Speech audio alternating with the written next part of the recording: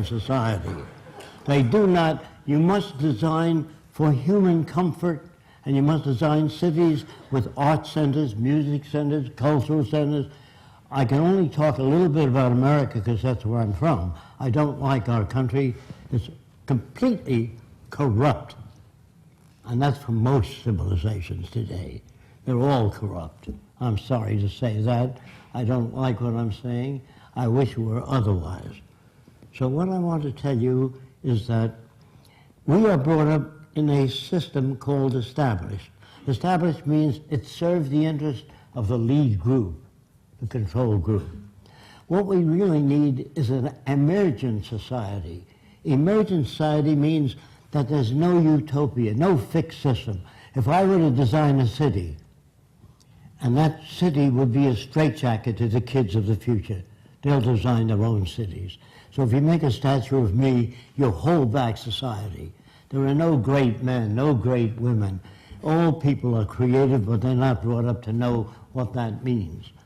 I want to give you, most of your language should be subject to definitions, clear definitions, and we don't have that. When we say we have a great nation, what do you mean by that exactly? Another person says to me, I believe in freedom. I believe in participatory democracy. So I say, do you really believe that? They say yes. So did you vote for the Vietnam War? I guess not. Did you vote for the space program? I guess not. Did you vote for highway design, the Capitol building, procedural systems? No. That's just bullshit, I'm sorry. But they give you that to maintain control. There's no bad language either. Maybe if you young lady drop a pie, you say fiddly-dee. And man might say shit. That means I'm sorry I dropped a pie. It has nothing to do with fecal matter. There are no bad words. Your society tries to control you continuously through radio, television, news. Now, if you worked in a department store and a young lady came up and said, how much is that lamp? You said $20. She said, I'll take two. Let's say he's a good Christian.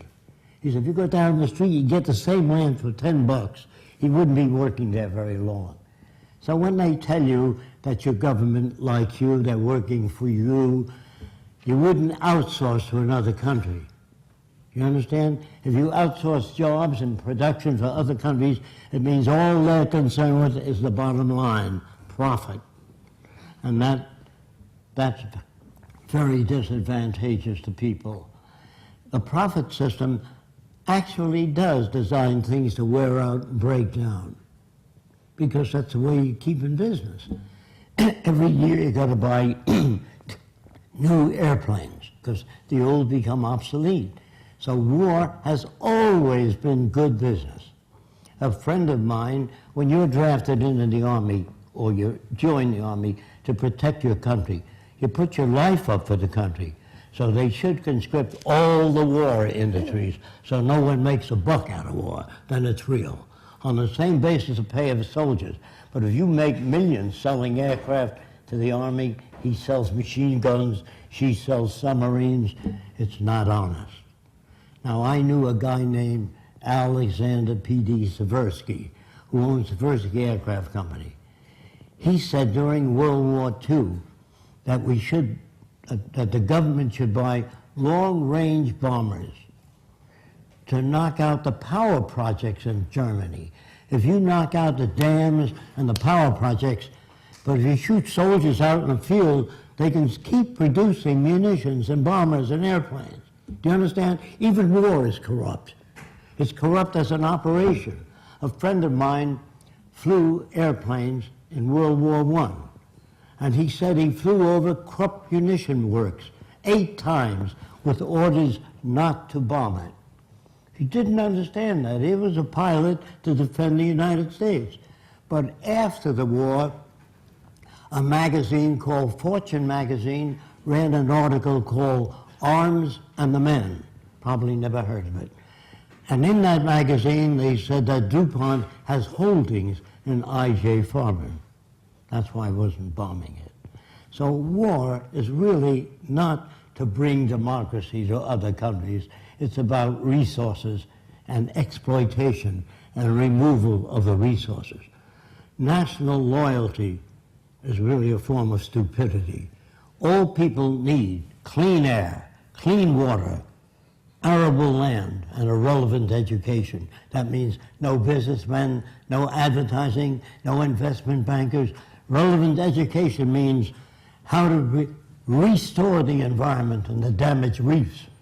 Not to, I don't know if I told some of you this, but the United States Army about 45 years ago dumped 65 tons of nerve gas off the coast of Miami, near the Gulf Stream. How can you love the country and do things like that? How can you care about people and bomb their cities? We'll fire and press a button and wipe out cities. The reason people do that, they get a medal. They get an X on the fuselage of how many planes you shot down. I used to work for Ernst Udet. He became the head, one of the top brass under the Nazis. Well, I worked for him at Roosevelt Field. And I said, how did you shoot down 70 airplanes? And he said to me, I would fly above aerial combat and watch the rookies that couldn't handle planes well and knock them off. Now, what kind of a person is that? He's a war hero, great man. Eddie Rickenbacker, the same.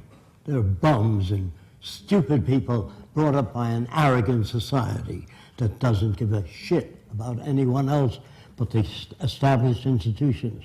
So I'm trying to tell you something. We must join together with all nations, take care of the earth together and one another.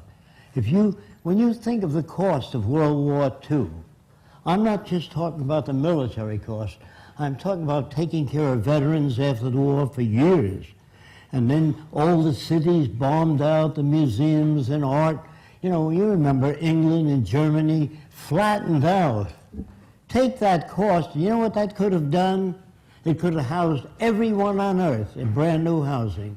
Build art centers, music centers, cultural centers, housing, parks. Soldiers should be trained as problem solvers, not killers. When you train people to be killers, obviously soldiers don't know what the hell they're doing because they think they're defending their country. They're building hatred for the next 20 years. When you bomb the Arab world and flatten it out, you're not doing any good. So years ago, when I was proposing this society, I said to myself, Jock, how are you going to change everybody in the world? They all think differently. Some people have 10 wives, in some nations. It's all so very different. How are you going to change them? That's what thinking is, talking to yourself.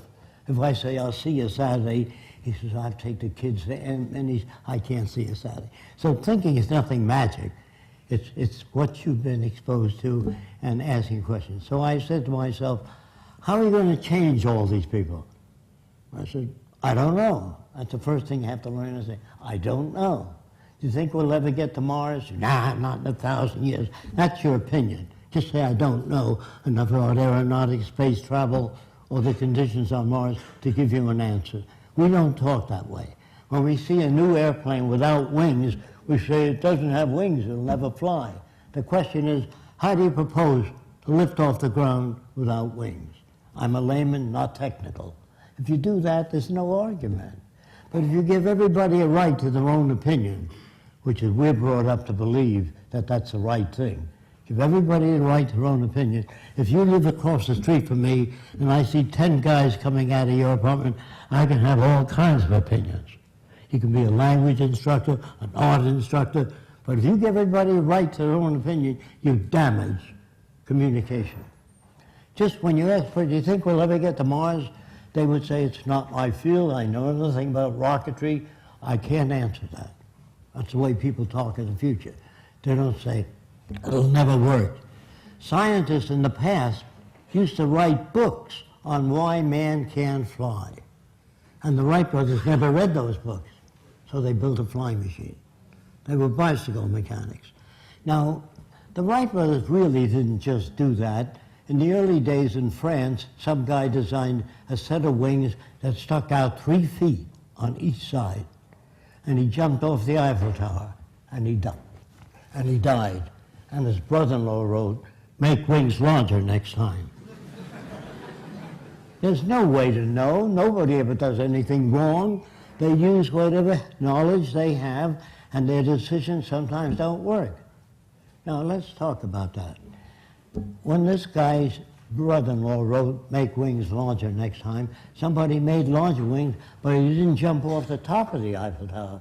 He jumped off a lower region. And he flew for a while, and both wings went like that. And somebody, a fisherman with a lot of rope, says, "You got to brace your wings so they don't go like that." Oh, thank you. So men build upon other men. This is going to be hard to accept. Man, this includes me, cannot think or reason. Oh, that's bullshit. If you're not exposed, if Eskimo, if you ask him, "What do you want?" You can have anything. He says, "Well, I like a strong igloo." He's not going to ask for a prefabricated building with photoelectric cells on it. He can't ask for that because he's never been exposed to it. Then there's another